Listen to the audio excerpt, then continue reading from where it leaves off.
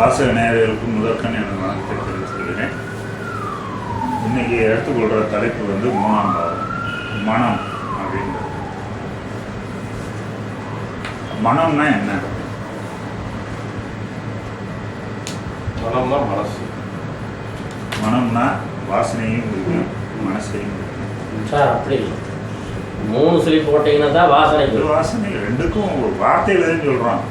திருமணம்னு சொல்கிறோம், நம்ம மனசையும் அது குறிக்கும், மனம் ஒத்து போகிறதையும் குறிக்கும். மனம் போட்டீங்கன்னா ரெண்டு சொல்லி தான் அது பார்ப்போம். அந்த எழுத்துக்களில் நம்ம அதை சொல்கிறது மனம்ங்கிற ஜென்ரலாக வார்த்தையாக சொல்லும்போது வார்த்தையில் வாசனையா எதுமானமா ரெண்டு குறிக்கிற மனமா இல்லை மனசு சொல்கிறீங்களா? அதுதான் நம்ம இந்த இடத்துல மனசுங்கிறது மட்டும். அப்போ ரெண்டு சொல்லினா வாசம் வராது. அப்போ மனம் அப்படிங்கிறது ஒருவருடைய ஜாதகத்தில் மூணாம் பாவம்.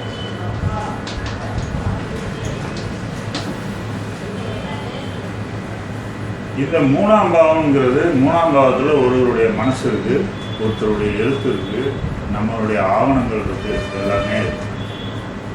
இது மனசு அப்படிங்கிறது லக்னம் சார்ந்து செயல்படும். புரியுதா?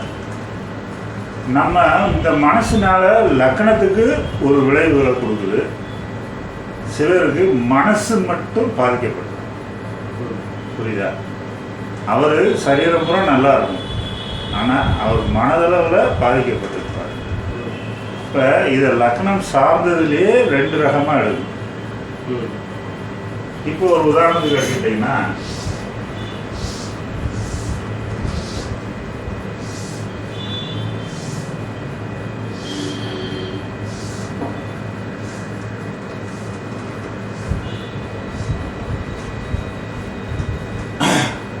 ஒரு மகர லக்னம்னு, இந்த மகர லக்னத்துக்கு மூணாம் பாவம் இவருடைய மனசு. இப்போ இந்த மூணாம் பாவம் லக்னத்திலிருந்து 8ஆம் பாவத்துக்கு தொடர்பு விட்டுச்சுன்னா இவர் மன விரக்தினால தற்கொலை எண்ணங்கள்லாம், அதாவது உடலையே அழித்து கொள்ளக்கூடிய ஒரு மனநிலையை அவருக்கு பாதிக்கும். ஏன்னா லக்னத்துக்கு 8ஆக இருக்கிறதுனால இது எதிர்மாறான விளைவுகள். சிலர் மனம் உடஞ்சி சூசைட் பண்ணிக்கிறாங்கல்ல, சிலர் ஒரு அதிர்ச்சியான செய்தியை கேட்டு அப்படியே ஹார்ட் அட்டாக் வந்ததில்ல. அப்போ இந்த 3, 8ங்கிறது லக்னம் சார்ந்து வேலை செய்யும்போது தன் உடலையே அழித்து, உயிரையே அழித்து கொள்ளக்கூடிய அளவுக்கு அவருக்கு போய் அந்த ஒரு பிரச்சனைகளை கொடுக்கும். இதே இது 3ஆம் வீடுங்கிறது மனசில் அந்த மனம் மட்டும் பாதிக்கிறது ஒருத்தருக்கு இருக்கு. அவர் தற்கொலையெல்லாம் பண்ணிக்க மாட்டார். மனசுக்குள்ள ஏதாவது மன அழுத்தத்தை போட்டு வெளியில சொல்ல முடியாம குலுக்கிக்கிட்டே இருப்பார். அது என்ன அப்படின்னா, இந்த 3ஆம் வீட்டுக்கு 8ஆம் வீடு எது? 10ஆம் வீடு ஆயிடுச்சு இல்லையா? இவங்களுக்கு வந்து மன அழுத்தங்கள் இருந்துக்கிட்டே இருக்கும். எப்பயுமே எதுலையுமே ஒரு திருப்திங்கிறது அவருக்கு வராது. மனசுக்குள்ள ஏதாவது ஒரு பிரச்சனையை போட்டு குலுக்கிக்கிட்டே இருப்பார். இதுதான் மன அழுத்தம் அப்படின்னு சொல்றோம். இது 8ங்கிறது மனம் உடைஞ்சு தற்கொலை எண்ணங்களுக்கு போயிடுவார். இதே இது இந்த லக்னத்துக்கு 3, இந்த 3ஆம் வீட்டுக்கு 3ஆம் வீடான 5ஆம் வீடை காட்டிடுச்சுன்னு வச்சுக்கோங்க.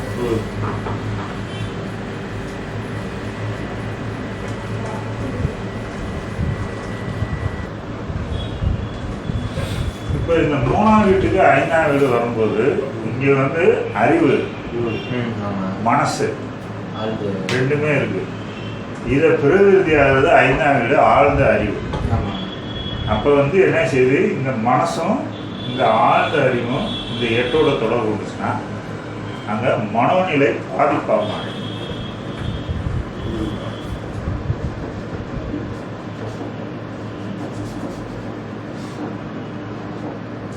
மனோநிலை பாதிச்சு லக்னம் பாதிக்கும். இப்போ இந்த 3ஆம் பாவம் 3ங்கிறது அறிவு, மனசு. இந்த 3க்கு பிரகிருதி ஸ்தானம் 5ஆம் வீடு. இது ஆழ்ந்த அறிவை பாதிக்கும். அப்போ இந்த மனசும் ஆழ்ந்த அறிவும் சேர்ந்து இங்கே 8ஓட தொடர்பு இருந்துச்சுன்னா அவருக்கு சுய சிந்தனை, செயல்திறன் எல்லாமே இழந்து போயிடும். அவர் பைத்தியம். ஒரு மெண்டல் மாதிரி ஆயிடுவார், மனநிலை பாதிக்கும். இல்லாட்டி சில நேரம் என்ன செய்வார், சின்ன ஒரு சவுண்டு கேட்டாலும் பயப்படுவார். சரி சார். இதே கேது தொடர்பு இருந்துச்சுன்னா பேய் இருக்கு, பிசாசு இருக்கு அப்படின்னு சொல்லி சொல்றாரு. இப்போ இந்த 3, 5ஓட தொடர்பு கொண்டு 8ஓட தொடர்பு வந்துச்சுன்னா மனோநிலை பாதிப்பை கொடுக்கும். இதே 8 தொடர்பு இல்லாமல் இந்த 3, 5, 6ஓட தொடர்பு வந்துச்சுன்னு வச்சுக்கோங்க, அது மன நோயாகத்தே தரும். அது ஒரு மெண்டல் மாதிரி ஆக மாட்டான். 8 தொடர்புண்டா மெண்டலாகவே ஆயிடுவேன், இருக்கிறவனுக்கு தொந்தரவு பண்ணிக்கிட்டே இருப்பேன், ஒரு பொருளை எடுத்து சேதப்படுத்துவேன், அடிப்பேன், சண்டை போடுவேன், தேவையில்லாத அனாவசியமான வார்த்தைகள்லாம் பேசுவேன். ஆனால் 6 மட்டும் வேலை செஞ்சுன்னா மனநோய் வந்து யார்கிட்டையும் போய் ஒட்ட மாட்டேன், அதன் பாட்டுக்கு ரூமுக்குள்ளேயே அடைஞ்சு கிடக்கும். இதே இது 3, 5, 10 காட்டுச்சுன்னா தன்னை வருத்திக்கிட்டே இருப்பேன், மனம் உடஞ்சி தன்னை வருத்தி கொள்ளலாம்.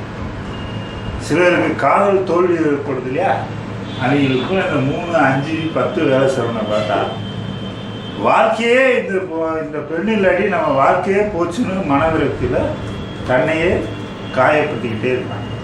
ஏன் சார் லக்கணத்துக்கு அது 8 ஆகுதுங்களா? இது 10 வந்து லக்கணத்துக்கு 8 ஆகும். ஏன் 8க்கு சாதகம்னு சொல்ல மாட்டீங்களா? ஓ, அப்படி சொல்லணுமா சார்? ஏன் இப்படியே எடுக்கிறிய? 8க்கு அது சாதகமாக இருக்குல்ல, அப்போ தன்னை வாழ்த்தி கொள்ள தானே செய்வேன். 8 காட்டுங்கிற கட்டாயம் கிடையாது. சரி சரி. ஒரு 6 தொடர்பு கொண்டாவே 8க்கு சாதகமே. சரி.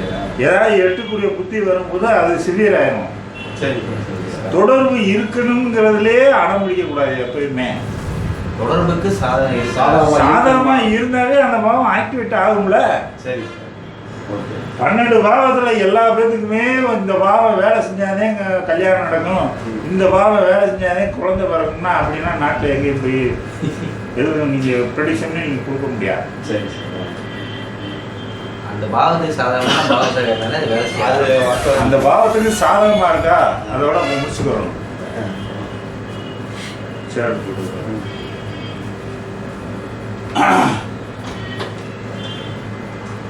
இந்த மனம்ங்கிறது ஒவ்வொரு மனிதனுக்கும் ஒவ்வொரு விதமா இருக்கும். இதே 3ஆம் பாவம் 6ஆம் பாவத்தோட தொடர்பு வந்துச்சுன்னா அது சந்திரனாக இருந்துச்சுன்னா மனநோய் வந்துடும்.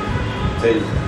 அதே செவ்வாய், சூரியன், குருவாக இருந்தால் தைரியவானம் ஆக்கிடலாம்.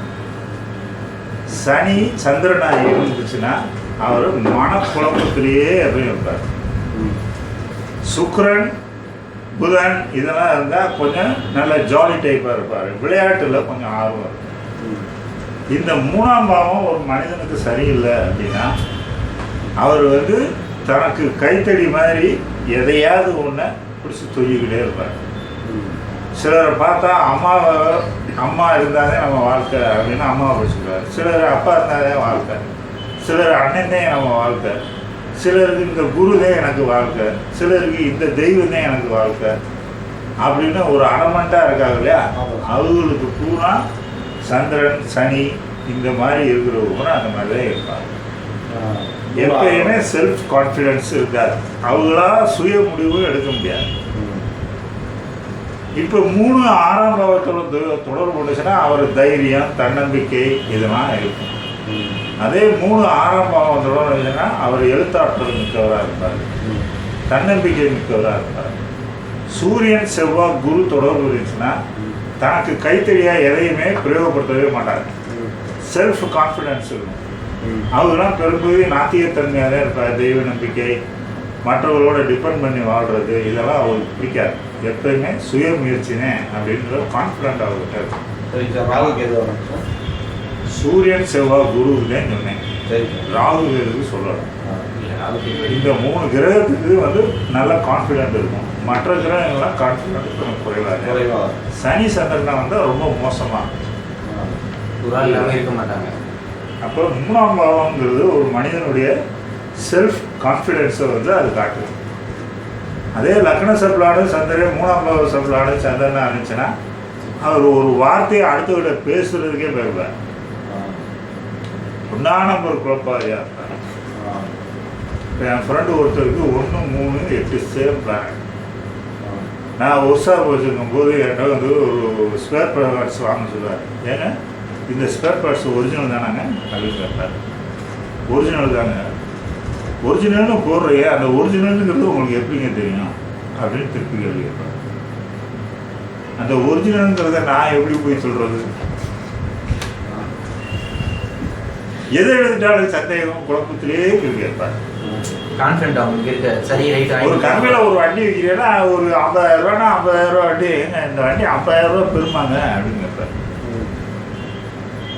இந்த மாதிரி எதை எடுத்துக்கிட்டாலும் ஒரு நம்பிக்கையற்ற ஒரு மனநிலையிலேயே பேசுவாங்க. அதே மாதிரி ஒரு நம்ம ஸ்டூடெண்ட் ஒருத்தர் இருக்காரு, அவருக்கு 3ஆம் பாவ சப்ளாடு சனி. எதை எடுத்துக்கிட்டாலும் 10 தடவை அவர்கிட்ட தரும். ஒரு விஷயத்த சொன்னோன்னா டக்குன்னு அதை புரிஞ்சுக்கிறவும் மாட்டாங்க. அவரே போட்டு குழப்பிக்குவார். 10 தடவை சொன்னாலே 11ஆவது தடவை அவருக்கு அது போய். இப்போ நிறைய மாணவர்கள் அந்த மாதிரி தான் வர்றாங்க. அதாவது கொடுப்புனை வரத்தை செய்ய அதை ஒன்றும் செய்ய முடியாது. இதே இது 3, 5, 8, 12 காட்டிச்சுன்னு வச்சுக்கோங்க, அவர் ஒரு அறைக்குள்ளேயே அடைஞ்சு கிடப்பார். வெளி உலகத்தையே பார்க்க மாட்டார். அவருக்கு சுத்தமாக சுய சிந்தனைங்கிறது அவருக்கு வராது. இந்த மாதிரி 3ஆம் பாவம்ங்கிறது ஒருத்தருக்கு இந்த மாதிரிலாம் தொடர்பு கொள்ளும்போது அவருக்கு இந்த பிரச்சனை மனம் அப்படிங்கிற லக்னம் சார்ந்த விஷயத்துக்கு இப்படி வேலை. இதே இது நீங்கள் ஒரு தொலைத்தொடர்பு எடுக்கிறீங்க அப்படின்னு வச்சுன்னா 3, 8 வேலை செய்யுது அப்படின்னா நீங்கள் ஃபோன் பண்ணுவீங்க, அங்கே எதிர்முனையில் எடுக்கிறதுக்கு ஆள் இருக்க மாட்டாங்க. 3, 8 அதே இது 3, 6 தொடர்பு வந்துச்சுன்னா நீங்கள் ஃபோன் பண்ண நபர் இருக்க மாட்டார், வேற யாரும் அந்த ஃபோனை அட்டன் பண்ணுவார். அதே 3, 5 காட்டுச்சுன்னா உங்கள் இது வந்து டைவர்ட் காலில் போகும், அல்லது இன்னொரு நம்பருக்கு அது போய் சேரும் அந்த தகவல். ஏன் சார் நீங்கள் தவறுதலாக அடிச்சுக்கிறீங்க, நீங்கள் அடிக்க வேண்டிய ஆளுக்கு போகாது. அதே 2, 8 காட்டிடுச்சுன்னா உங்கள் ஃபோனே ஒர்க் ஆகாது. இதே இது 7, 12 காட்டுச்சுன்னா உங்கள் ஃபோனை வந்து அவர் ரிஜெக்ட் பண்ணுவார். புரியுதா? அதே இது 3ஆம் பாவம் 8ஆம் பாவம் தொடர்பு வந்துச்சுன்னா இன்னொருத்த மெசேஜ் போய் அந்த மெசேஜ் அந்த கன்சர்ன் பார்ட்டிக்கு போய் சார். அதே இது 3, 10 தொடர்பு வந்துச்சுன்னா நீங்கள் பேசிகிட்டு இருக்கும்போதே ஃபோன் கட் ஆகிடும். அதே இது 4, 8 காட்டுச்சுன்னா அவர் ஃபோன் கட் ஆகிடும். 4, 10, 9 காட்டுச்சுன்னா இப்படி ஒரு பாவம் நம்ம கேள்விக்கு தக்கபடி அது தன்னை மாற்றிக்கொள்ளும். இதைத்தான் பாவகாரகம் நம்ம சொல்கிறோம். அதை கேள்விக்குரிய பாவகாரமாக நீங்கள் மாற்றிக்கணும்.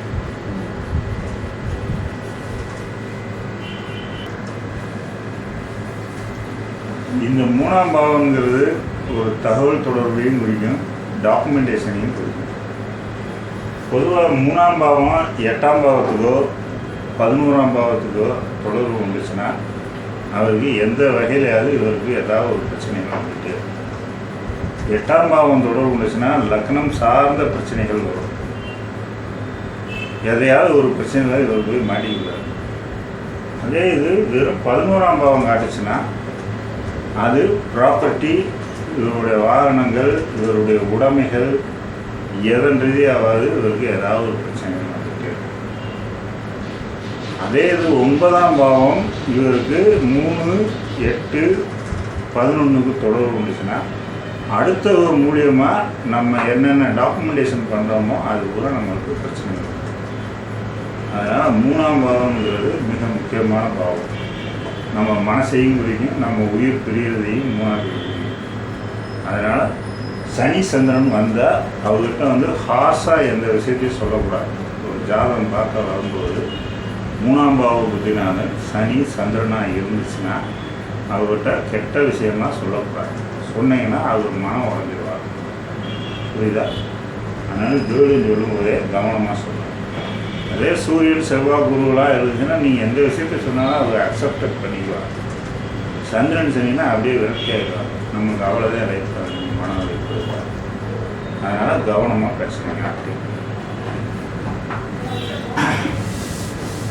ராகு வந்தா வாங்கிக்குவாங்க. அந்தந்த காரகத்தை அப்ளை பண்ணுங்க. சந்திரன் சனி தாங்க மோசம். ஏன் ராகு வந்தா குரு வந்தானே இல்லை கேட்டுக்கிட்டியா? சார், ராகு அடுத்தது சொல்லுவாரு.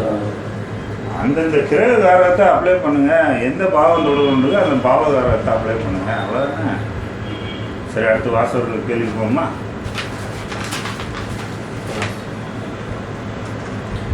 கணேஷ் நாயக் கேள்வி கேட்டிருக்காரு. அனைத்து வீடியோவும் அருமை சார், நன்றி. ஒரு கேள்வி: ஒருவர் தன் பிறப்பு அடிப்படையிலான மதத்தின் மீது நீண்ட காலமாக தீவிர மதப்பற்று உடையவர் திடீரென ஒரு தசாபுத்தியில் முரண்பாடாக வேறு மதத்திற்கு மாறிவிடுகிறார். நீண்ட காலமாக தீவிரமாக நாத்திகராக இருந்தவர் திடீரென தீவிர ஆத்திகராய் மாறிவிடுகிறார். அதுபோல நீண்ட கால ஆத்திகராய் இருந்த இந்த மாதிரி மாறுறது என்ன பாவம் செய்கிறார்?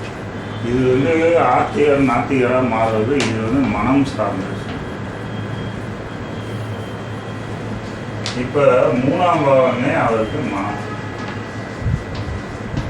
இந்த மனம் சனி செவ்வாய் தொடர்பு கொண்டுச்சுன்னா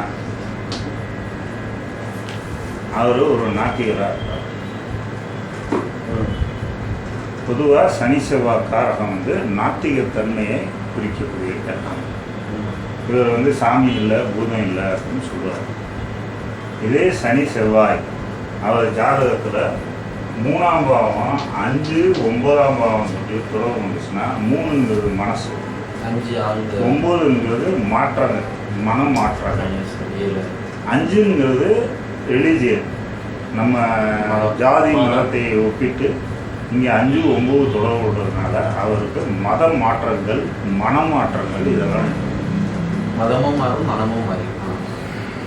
அதனால் 3ஆம் பாவம் போய் 5 9ஓட தொடர்பு கொண்டு அந்த தசாபுத்தி வரும்போது அவர் வந்து மத மாற்றங்களோ மன மாற்றங்களோ இருக்கும்.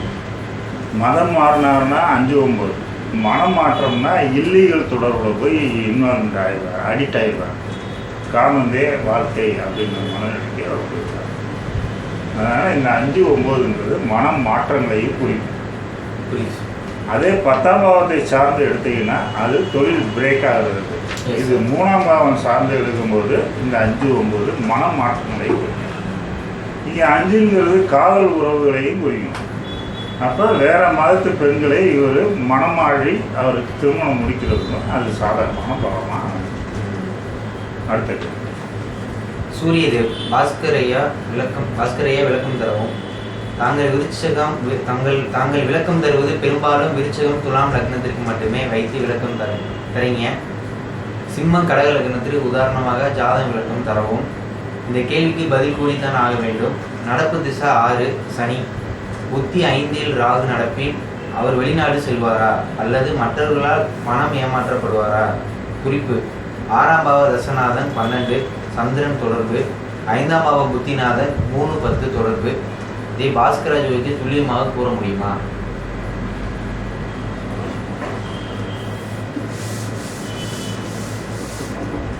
இப்போ அவர் கேட்ட கேள்வியவே உங்கள்கிட்ட கேட்குறேன்.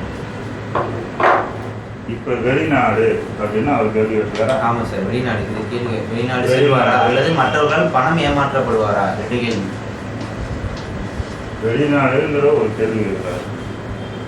அப்போ இவருக்கு நம்ம பொதுவாக சொல்லக்கூடியது 3 9 12 வெளிநாடு அப்படின்னு கேபி சிஸ்டத்துலேயும் சொல்லியிருக்கு, நம்ம சிஸ்டத்துலேயும் சொல்லியிருக்கு. சரிங்க சார். இப்போ இந்த 3 9 12 தசாபுத்தியோட எப்படி தொடர்பு கொள்ளுது? உங்கள் கருத்துக்களை சொல்லுங்கள். நீங்கள் எந்த அளவுக்கு புரிஞ்சுருக்கீங்க? தசாபுத்தியோட எப்படி தொடர்பு கொள்ளுது? இப்போ ஒருத்தருக்கு 3 9 12 தசாபுத்தி நடக்கும்.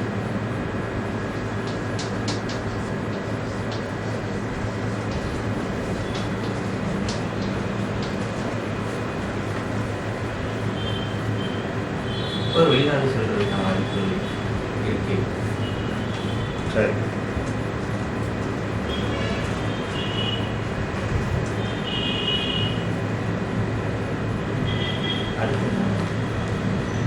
இவர் வெளிநாடு செல்வாரா மாட்டாரா? வெளிநாடு போய் சம்பாதிப்பாரா மாட்டாரா? வெளிநாடு செல்வார் சார். சம்பாதிப்பாரா? 4 10 தொடர்பானா அவங்க சம்பாதிக்கிறாங்க. எதுக்காக 4 10 தொடர்பு?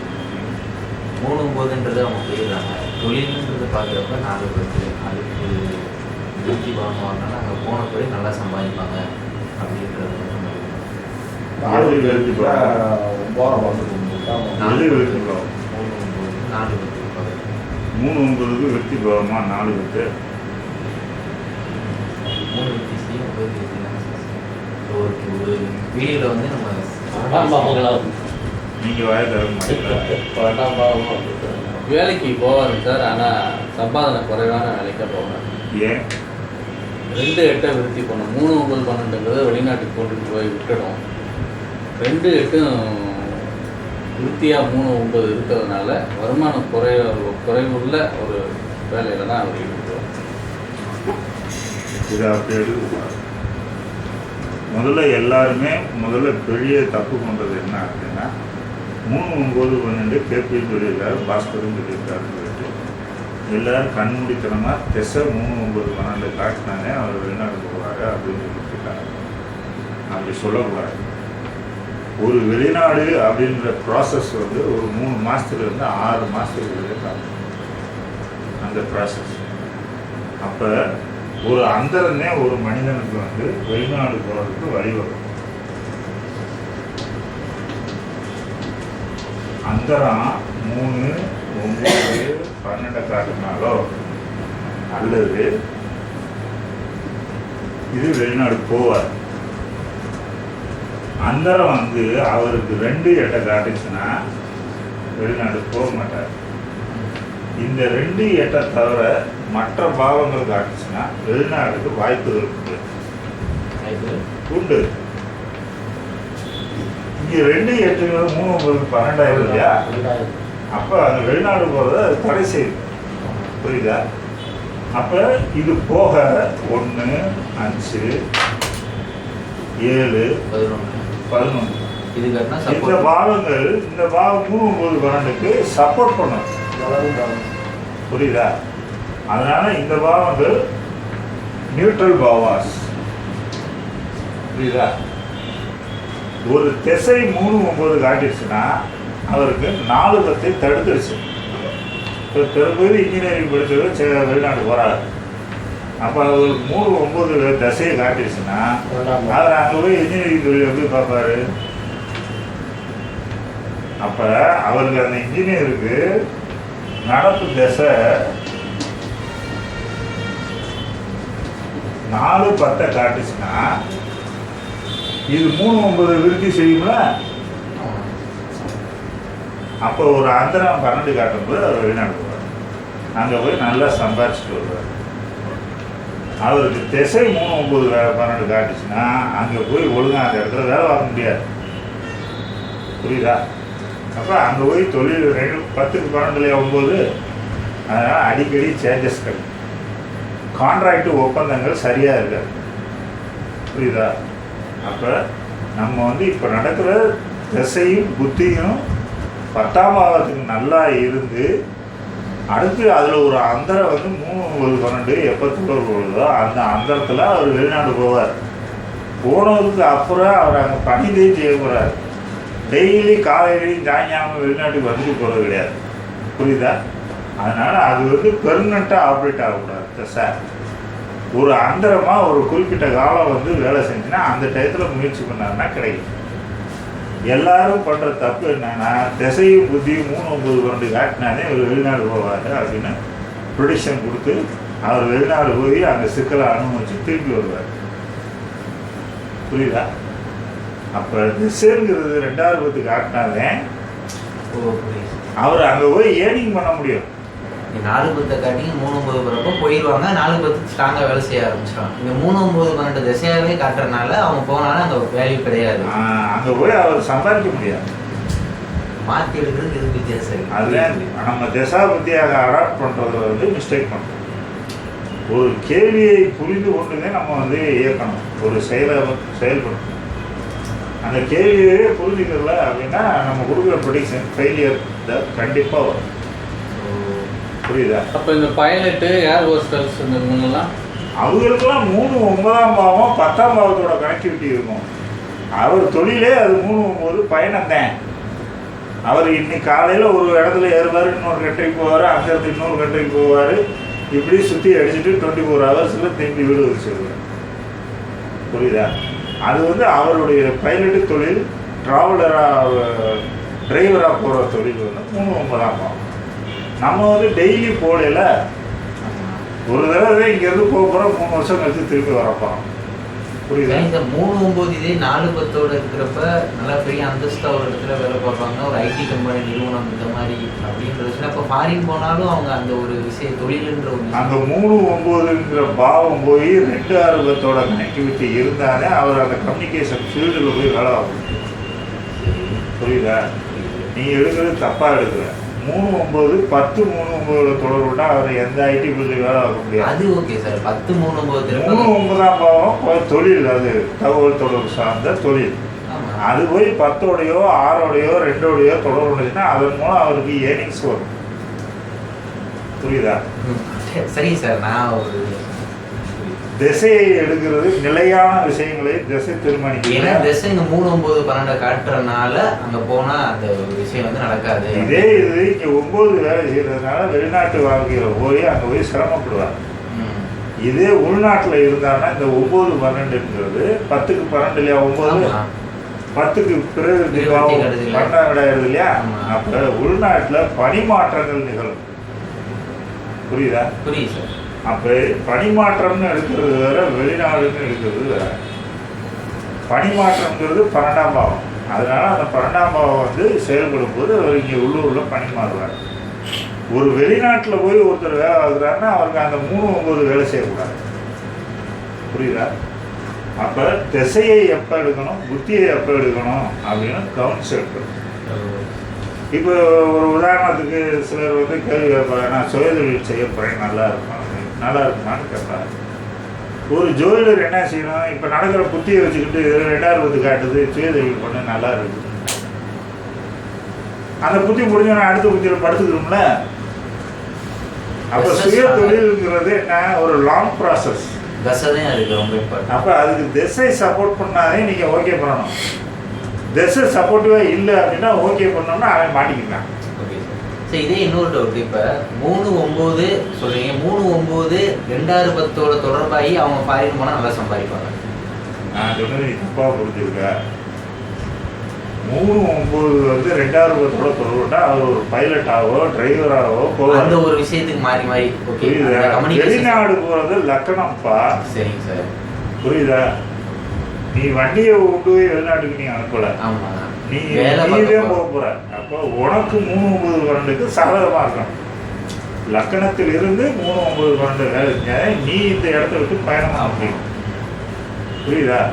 3-9ஆம் பாவ புத்தினாதான் 2-10 தொடர்பு முடிச்சுன்னா நீ ஒரு டிரைவரா இருப்ப, ஒரு டாக்குமெண்ட் ரைட்டரா இருப்ப, ஒரு ஐடி ஃபீல்டில் போய் நீங்கள் அந்த இப்போ கால் சென்டரில் போய் நீ வேலை வைப்ப. இதை பூரா அது 3-9ஆம் பாவம் புத்தி.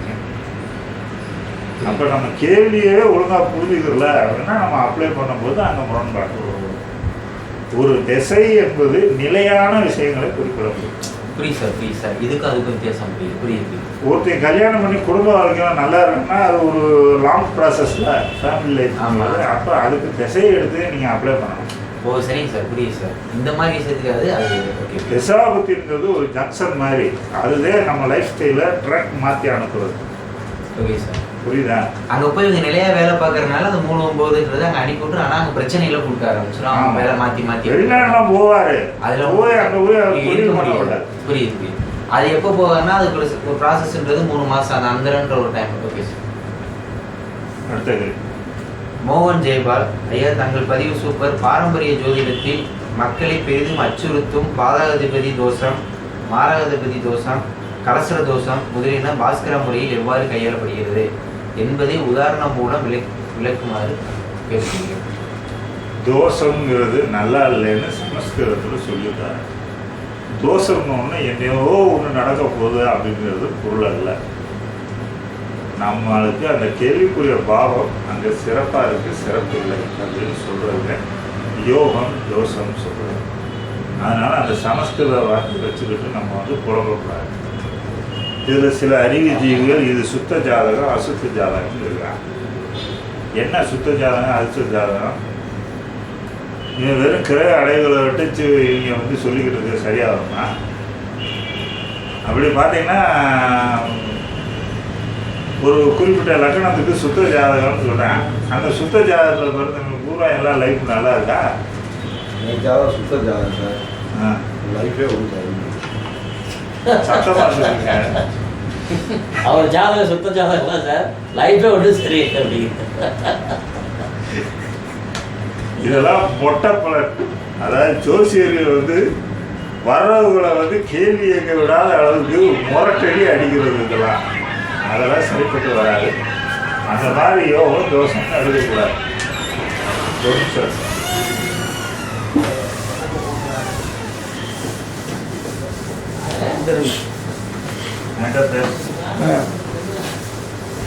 நாளைக்கு ஃப்ரீயா இருக்கியா? அடுத்தது சுப்பிரமணியன் மணி.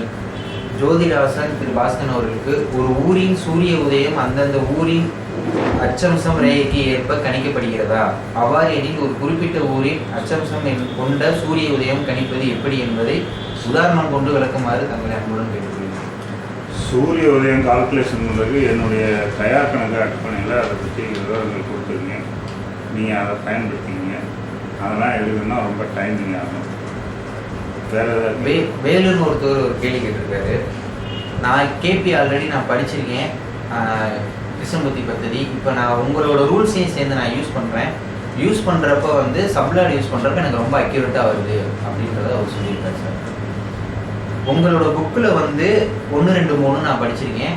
அதில் வந்து நீங்கள் ஒரு கான்செப்ட் சொல்லியிருக்கீங்க, சம விளைவு, முன் விருத்தி, பிற விருத்தி, பக்க விளைவு, கூட்டு விளைவு. இப்படின்னா என்னன்னு கேட்குறாரு சார். விளைவுனா ஒரு ஆற்றலையே அது வெளிப்படுத்துது.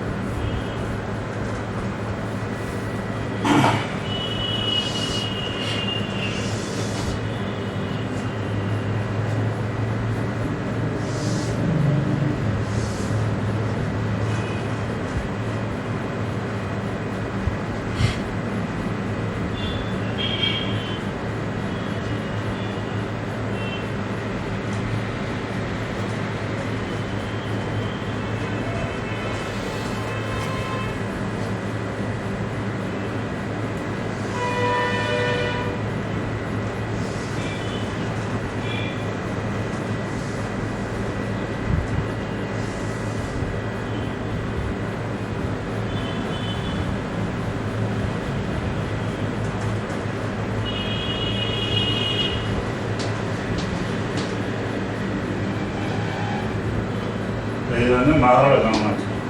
சரிங்க சார்.